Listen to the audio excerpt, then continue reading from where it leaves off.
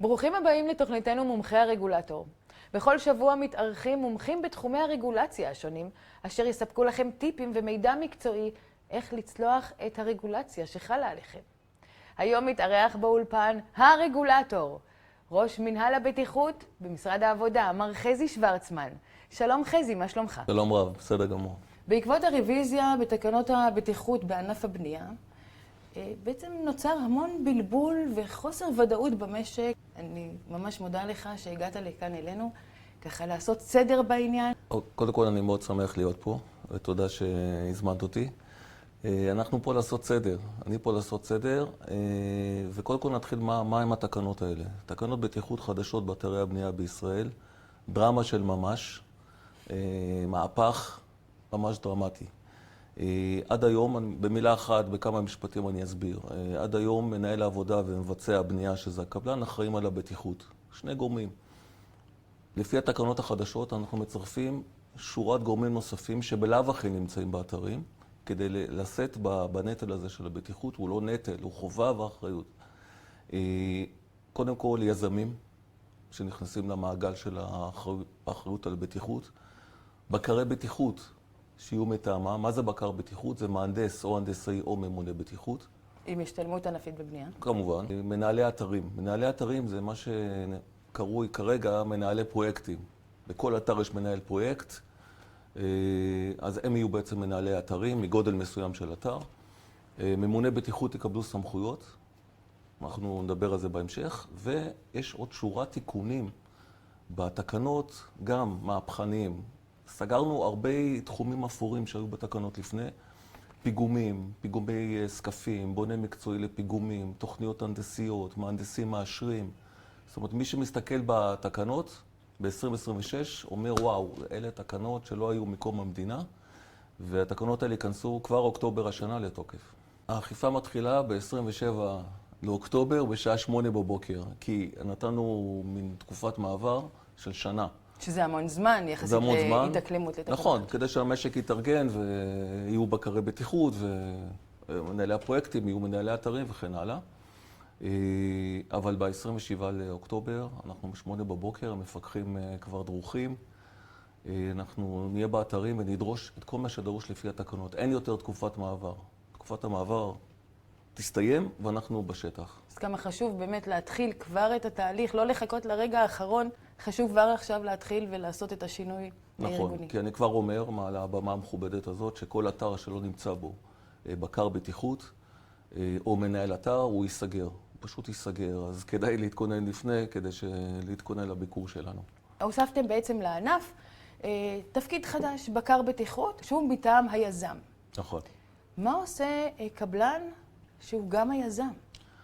קבלן שהוא גם היזם, גם צריך בקר בטיחות מטעמו. פשוט הוא גם היזם. אז אמרנו בתקנה שצריך ליזם, צריך בקר בטיחות, אז גם לקבלן. כל המטרה של המדרג הזה זה בעצם ליצור שורת אחריות של בטיחות. זאת אומרת, יש עין גם מטעם היזם, שעד עכשיו הוא לא התעניין כל כך בנושא בטיחות, ככה אני יודע. בקר בטיחות, זאת אומרת, יש כאן איזה צ'קליסט לכל בעל תפקיד, שבעצם בכל השכבות של הניהול, גם מנהל אתר וגם בקר בטיחות וגם היזם עצמו וגם הקבלן וגם ממונה בטיחות, לא יהיו ליקויי בטיחות באתר. זאת אומרת, זה הכל יעלה כלפי מעלה וכלפי מטה. היום יש רק שני גורמים. אוקיי, יש רק את הקבלן ויש רק את המנהל עבודה, ואנחנו רוצים עוד גורמים. זאת המטרה של התקנות האלה. אנחנו מצפים ואנחנו יודעים שמספר התאונות צריך לרדת. מ-day one, כאילו 127 לאוקטובר, מ-day one אנחנו מיישמים את זה בשטח. אנחנו חייבים להקטין את רמת הפגיעות של העובדים בענף הבנייה בישראל. זה לא ייתכן. אנחנו במצב, זאת אומרת, באירופה אנחנו ככה באמצע, מבחינת הסקאלה, לא רוצה להיות באמצע, רוצה להיות מקום ראשון בעולם. מבחינת הבטיחות, החזון שלנו זה חזון האפס. זה נשמע מוזר, זה נשמע נאיבי, זה נשמע אוטופי, אבל זה יושם בתאונות דרכים, נגיד בשוודיה, הרחוקה, והתאונות שם ירדו ב-40%, גם אנחנו חזון האפס. כשאני בא ומסביר את התקנות לממוני בטיחות או לקבלנים, אני אומר להם, אתם, 200 איש פה בחדר, כל אחד הולך לאתר שלו, שיחשוב אצלו 0. אצלו 0, ואז 0 ועוד 0 שווה 0. יאללה. חייבים למגר את התופעה הזאת. יש המון אי-ודאות לגבי מנהלי עבודה באתר. זאת אומרת, יש המון בלבול, אני חושבת גם בעיקר בפרשנות. מנהל העבודה שעד היום מתעסק גם באתר וגם בביצוע וגם מול הספקים וגם בבטיחות. היום התקנה מחייבת אותו להתייחס קודם כל לבטיחות. מה זה אומר? האם הוא ממשיך לבצע את העבודה שלו, או שהוא מתמקד רק בבטיחות בענף? אני אענה, בהרחבה. מנהל העבודה היום, לפי התקנות הקיימות, כתוב, אני מצטט, בהשגחתו המתמדת. זאת אומרת, כל עבודה מתבצעת בהשגחתו המתמדת. בתקנות החדשות זה ימשיך להיות בהשגחה המתמדת של אותו מנהל עבודה, אבל הפעם הוא יצטרך גם לשלב בפעילות הרגילה שלו גם נושא של בטיחות. אני מחדד, כל הוראה שלו לעובדים, אם זה בנושא פיגומים, חפירות, חשמל, התארגנות, הכל כרוך בבטיחות. זאת אומרת, כשאנחנו אומרים בטיחות, זה לא מושג ארטילאי, זה משהו שנכתב בתקנות ובנהלים. עכשיו, הוא נותן הוראה לעובד, הוא נותן את זה לפי אפיון בטיחותי שקיים בתקנות, אוקיי? אז דיברת על ספקים ועל מחירת דירות, זה לא יהיה. אנחנו אוסרים את זה. אנחנו דורשים ומבקשים מהקבלנים, מבצעי הבנייה, שבעצם מנהלי העבודה יעסקו רק בניהול הפעיל של אתר הבנייה, אבל הניהול פעיל שכל הוראה כוללת בתוכה בטיחות. אוקיי? זה יהיה המצב החדש. זאת אומרת, היום זה השגחה מתמדת, תקנות חדשות, השגחה מתמדת, רק בנושא ניהול האתר, מבחינת הבנייה, ושילוב הוראות הבטיחות בהם. אם מנהל עבודה רואה בחלק מסוים מהאתר שהעובדים לא עובדים בצורה בטיחותית, הוא חייב להעיר להם. יותר מלהעיר להם, הוא חייב להפסיק את העבודה ולארגן את העבודה בצורה בטיחותית. זה הציפייה ממנהלי העבודה. אני מכיר הרבה מנהלי עבודה מאוד מקצועיים, יכולים לעשות את השינוי באתרי בנייה. היום הם לבד. זאת אומרת, אני מבקר בהרבה אתרי בנייה, אני כבר 6 שנים בתפקיד. אני רואה שהיום, פעם הרי הייתה תקנה שהם אחראים, הם וזה, מתקופת שרת העבודה גולדה מאיר. זאת אומרת, פעם בנו בניינים 6 קומות, 7 קומות, שאני בחיפה גדלתי, בנו מגדל עם 10 קומות. כל העיר נערה לראות את הבניין המיוחד הזה, 10 קומות. איך זה עומד בעצם? היום מגדלים של 80, 100, 120 קומות עתידים לקום בישראל, לא רחוק מהאולפן הזה. ולכן אנחנו, כל שורת האנשים שמוזכרים בתקנות יהיו אחראים על הבטיחות. וגם מנהל העבודה. זאת אומרת, אי אפשר להשאיר את הכל למנהל העבודה. זה לא עובד. נכון.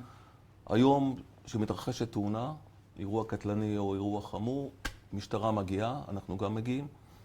איפה מנהל העבודה?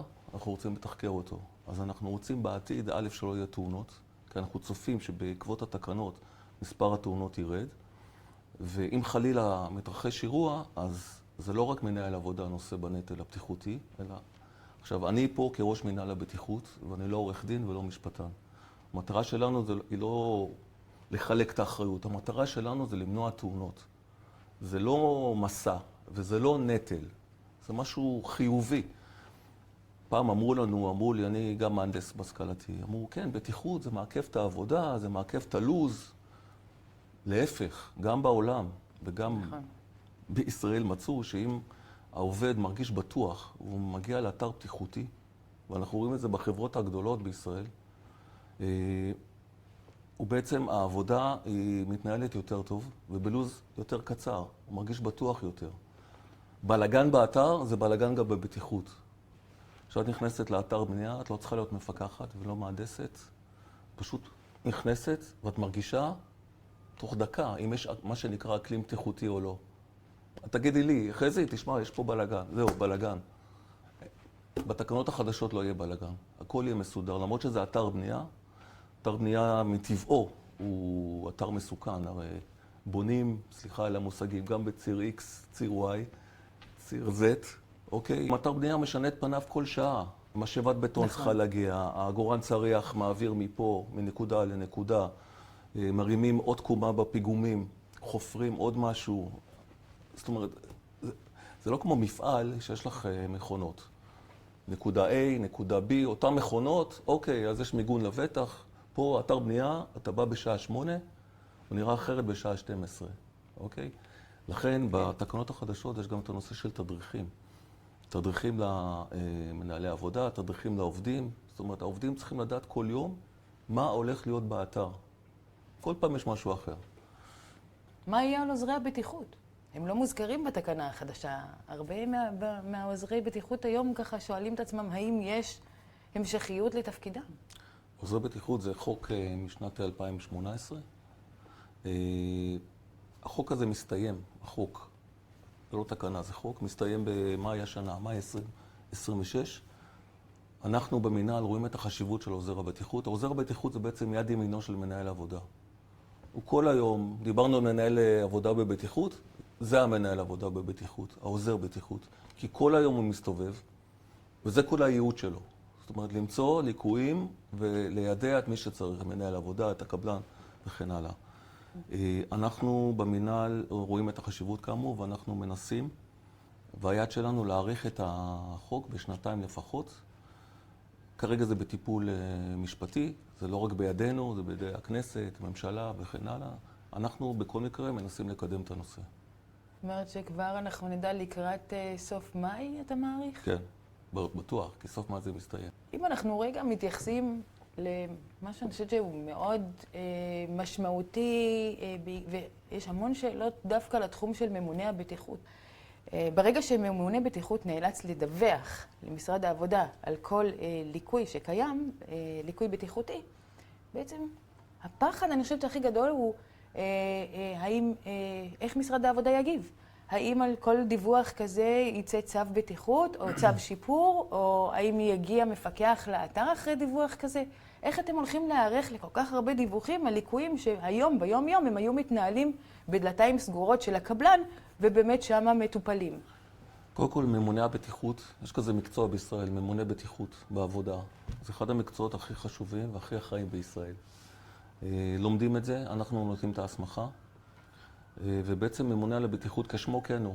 יש לו מטלות שקבועות בחוק, יש 19 מטלות בחוק ממונה הבטיחות, ובעצם החשיבות שלו באתר בנייה היא קריטית. זאת אומרת, הוא האדם הכי מקצועי לנושא של בטיחות. ואנחנו מצפים ממנו, המדינה, שימלא את תפקידו כמו שממלאים אותו היום, אוקיי?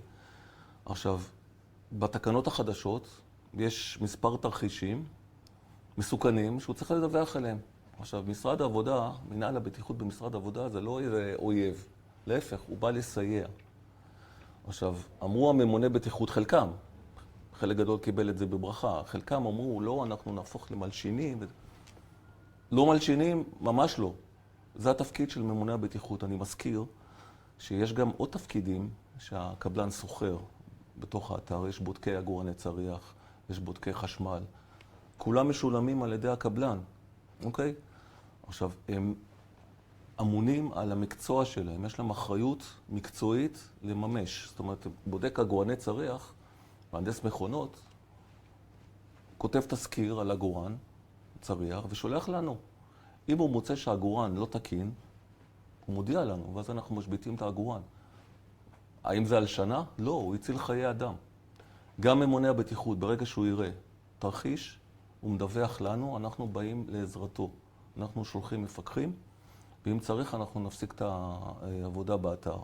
עכשיו, הממונים אומרים, רגע, אבל מה יקרה? אני אפוטר ביום למחרת. אז קודם כל, אני לא מאמין שיהיה מצב כזה, כי אני לא רואה שמפטרים בודקי עגורני צריח, אני לא רואה שמפטרים בודקי חשמל, אני לא רואה. אני חושב, ואני נפגש עם קבלנים, והם לא האויב שלנו. את רואה אנשים שרוצים לעבוד, קבלנים זה לא, אנחנו בונים את ישראל. ישראל זה מקום נפלא ובונים בו, הכל בסדר.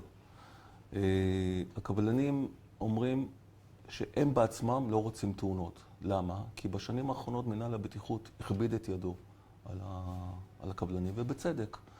אתרים נסגרים יומיים, אחרי זה 3 ימים, אחרי זה נסגרים עד שמתוקנים כל הליקויים. ואנחנו סגרנו רק ב-2025 יותר מ-1,000 אתרים, לתקופה ממוצעת של 6 ימים. אז בוא נגיד ככה, דרך הכיס זה עובר המסר, אבל הקבלנים עצמם אנשים ערכיים, חלקם הגדול, יושבים מולי בתדרוכים לקראת התקנות, ואומרים, אנחנו לא רוצים תאונות. אנחנו רוצים שהעובד שבא בבוקר יחזור אחר הצהריים, בערב הביתה. זה טוב. זה גם חשוב לאמינות שלנו. אני מאמינה שהם באמת לא רוצים שיהיו תאונות. הרי בסופו של דבר, כולם רוצים לשמור על חיי אדם. אבל אם אנחנו רגע מסתכלים על זה, הקבלן, אוקיי, שבסופו של דבר נאלץ לעצור את האתר בעקבות פנייה של אותו ממונה בטיחות, באותו רגע הקבלן נפגע, כמו שאתה אומר, בכיס. אז הפגיעה הישירה שלו בכיס, אני חושבת שכן תוביל לאיזשהו סוג של עימות או חוסר נעימות מול אותו עובד שלו. איך פותרים את הדבר הזה? קודם כל, אנחנו מדברים על הכיס. אנחנו כן. מנהל הבטיחות במשרד העבודה, לא מעניין אותנו הכיס. באמת שלא. זה נכון. מעניין אותנו חיי אדם.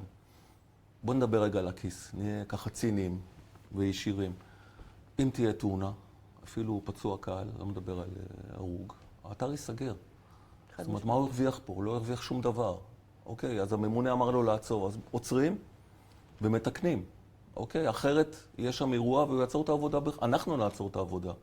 לא רוצים להגיע לזה. עכשיו אנחנו מצפים ויודעים שהמצבים האלה ילכו ויפחתו. זאת אומרת, בהתחלה יהיה קצת קשה, הממונים ידווחו, הקבלנים אולי יתעצבנו, בסדר, הכל טוב, לאט לאט יהיו פחות מצבים שדורשים את ההתערבות של הממונה. מבינה, זה כמו שהמשטרה אוכפת בכבישים. ככל שיש יותר ניידות, אתה מפחית את המהירות, אתה לא מדבר בפלאפון, נכון? אז ברגע שממונה בטיחות יהיו השליח של משרד העבודה, של מנהל הבטיחות, יהיו פחות עבירות של הפרת תקנות הבטיחות. ככה אנחנו רואים את התמונה הזאת. ואני רוצה להרגיע את הממונה בטיחות שצופים בנו עכשיו, אנחנו גם בודקים את החסינות שלהם. זאת אומרת, יש מקצוע שנקרא נאמן בטיחות. יש לו הגנה בחוק. אנחנו בוחנים גם את הנושא הזה, שתהיה להם הגנה. יפה מאוד. אבל עד שתהיה הגנה בחוק, הם חייבים לבצע את מטלתם. זה מקצוע שלא רק הוא בטיחותי טכני, זה מנהיגות. ממונה בטיחות שצופים בנו יודעים שאני דורש מהם לא רק את הבקיאות בנושא הטכני, חשמל, חפירות, בנייה, חקלאות. בטיחות זה המידע שלך. זאת אומרת, אתה יכול לבוא למעסיק, להגיד לו, שמה, זה לא בסדר. הוא אומר לך, לא, באמת, עובדים ככה 20 שנה, לא קרה כלום. אבל מחר בבוקר יקרה משהו. זה מנהיגות. ממונה בטיחות, וראיתי במפעלים וגם באתרי בנייה, שיש להם גב חזק, משנים את כל האתר. כן.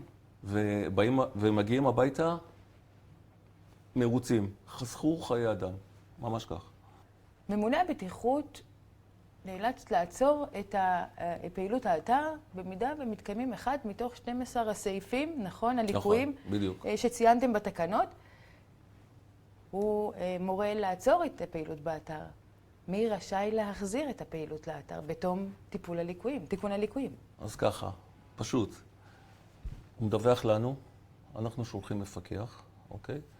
ואם זה באמת אירוע חמור, אז אנחנו מטילים את הצו וגם מסירים אותו כאשר אנחנו רואים שהתיקון מבוצע. יש מצבים שממונה הבטיחות יעצור את העבודה ויחדש את העבודה כאשר הוא מוודא שהכל בסדר. אנחנו סומכים עליו. ממונה בטיחות זה ממונה על הבטיחות. זה קורס קשה, זה אנשים מעולים, והם אמורים לעשות את מה שצריך בשטח, עם השגרים שלנו. ממונה הבטיחות. אני יודעת שיש לכם גם מוקד, נכון? באתר המינהל, מינהל במשרד העבודה, גם באתר משרד העבודה יש מספרי טלפון של כל המחוזות, יש 5 מחוזות. אני אזכיר גם את המוסד לבטיחות וגאות, שמפעיל קו חמה שנקרא. יש אפליקציה שאת יכולה לדווח מפגעים. אני מחובר בוואטסאפ כל הזמן, פה יש עובד בלי קסדה, פה הפיגומים נראים לא תקינים. אותם דיווחים שאנחנו מגדירים דגל אדום, אנחנו שולחים מפקח ומטיל צווים. התקשורת כמובן מדווחת על הפצועים וההרוגים, ואנחנו כאמור רוצים להוריד את זה ואנחנו נוריד את זה, אבל אנחנו מצילים עשרות עובדים ביום. אני אתאר לך מה קורה למשל. באה מפקחת, יש לנו מפקחות, מהנדסות, מפקחות, מגיעה לאתר עם 150-200 עובדים. עכשיו, אתר בנייה, וואו, אבק. ומנופים באוויר, ומטענים, ובדיוק משאבת בטון מגיעה. את מתארת לעצמך, הצופים מדמיינים מה זה אתר בנייה, ופתאום היא רואה שם תרחיש מסוכן, והיא אומרת, האתר הזה סגור. אז אומרים לה רק, מה זאת אומרת סגור? מחר? לא, עכשיו. עכשיו 11:05, עכשיו. באותו רגע עטים עליה גורמים באתר. יש לנו מעמדים לא נעימים עם המפקחים. העבודה שלהם היא לא פשוטה, היא מורכבת. אבל כשסגרנו את האתר, כולם הולכים הביתה. ממש, הולכים הביתה. אני הייתי זאת אומרת, בהרבה סגירות של אתרים, ובעצם חלק מהעובדים באו אליי ואמרו, חיכינו למדינה שתבוא, חיכינו למישהו שיבוא, שיגיד להם לעצור את העבודה, והנה אנחנו שם. עכשיו, זה לא מדווח בתקשורת, אבל זה לא משנה. המפקחים, כולם, מהנדסים או הנדסאים, זאת אומרת, כולם ממיטב הידע שיש לנו, והם באמת עושים שליחות ציבורית. המשכורת שלהם ביחס למגזר הפרטי היא נמוכה יותר. אנחנו כל הזמן במגעים עם משרד האוצר, עם הנציבות, לשפר את התנאים לאותם מפקחים. זה ממש עבודת קודש. ממש, אני מייצג אותם פה באולפן הזה.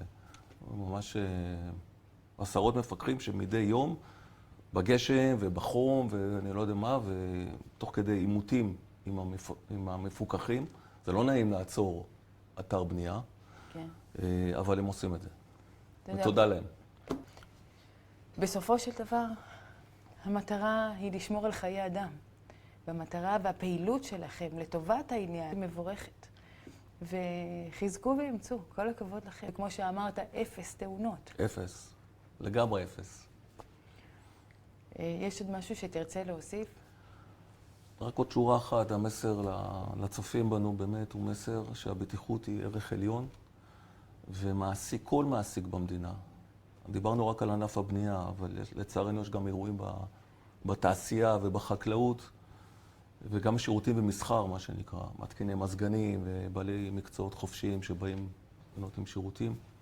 אני מבקש מהצופים להקדיש רגע, כל יום, כאילו זה יום החדש. תגיד, עובד, בא לעבודה, נגיד הוא כבר עובד שם 10 שנים, הוא כבר רגיל לשגרה שלו, כל יום להסתכל מחדש על סביבת העבודה, אם יש משהו שאפשר לשפר. כי התאונות, בעצם, מהתחקירים שאנחנו מבצעים, 99.99 היו יכולים למנוע אותם. זאת אומרת, זה לא משהו זה לא גורל. זה כן. לא משהו שנגזר עליהם, זה לא כוח עליון, זה בידינו. תודה רבה. תודה לך, שהענקת מהזמן שלך בשביל ככה לעשות סדר בכל הבלגן. מאוד מעריכה את זה. תודה לחזי שוורצמן, ראש מנהל הבטיחות, משרד העבודה, על כל התשובות שהוא נתן. אתם יכולים להמשיך ולפנות אליו גם דרך אתר של משרד העבודה, של מנהל הבטיחות. תודה רבה. תודה, נטלי, תודה רבה לך.